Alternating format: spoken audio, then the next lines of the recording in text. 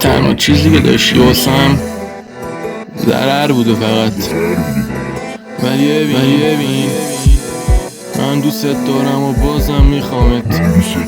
معرفت رو باید خوب یاد بگیری، مهم اینه درد شدنده ادامه زندگیه. یاد گرفتم تو زندگیم حرفامو به کسی نگم، یاد گرفتم قلبم و روحمو به کسی ندم، یاد گرفتم هیچ وقت زیسایی کسی ندم، یاد گرفتم گستتو نخورم. بیا و برگرد که دلم پیشت گیره، یادم هنوز شبایی که دلگیره، دیگه قلبم از این زندگی سیره. بیا و برگرد که میدونم خیلی دیره.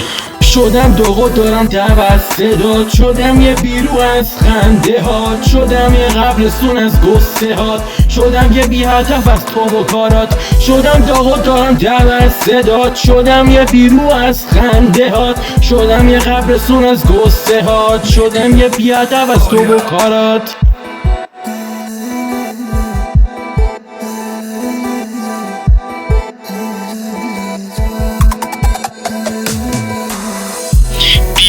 دیگه نرو پی اون آدم و گلایی که دادی، میدونی کی بود ولی میدونم یه روز پشیمون میشی.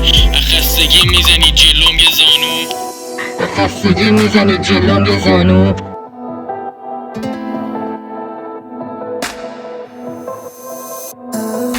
معلوم نبود حرفات راست بودی یا چی، معلوم نبود هر دقیقه پیش منی یا کی. خودتم پیشش نباشی فکرت پیششه، میدونم با این کارات کندی پر بالامو یکی یکی. شدم دوغو دارم توسطات، شدم یه بیرو از خنده هات، شدم یه قبرستون از گسته هات، شدم یه بی هدف از تو و کارات، شدم دوغو دارم توسطات، شدم یه بیرو از خنده هات، شدم یه قبرستون از گسته هات، شدم یه بی هدف از تو و کارات، شدم دوغو دارم توسطات، شدم یه بیرو از خنده هات، شدم یه قبرستون از گسته هات، شدم یه بی هدف از تو و کارات، شدم دوغو دارم توسطات، شدم یه بیرو از خنده هات، شدم یه قبرستون از گسته هات، شدم یه بی هدف از تو و کارات.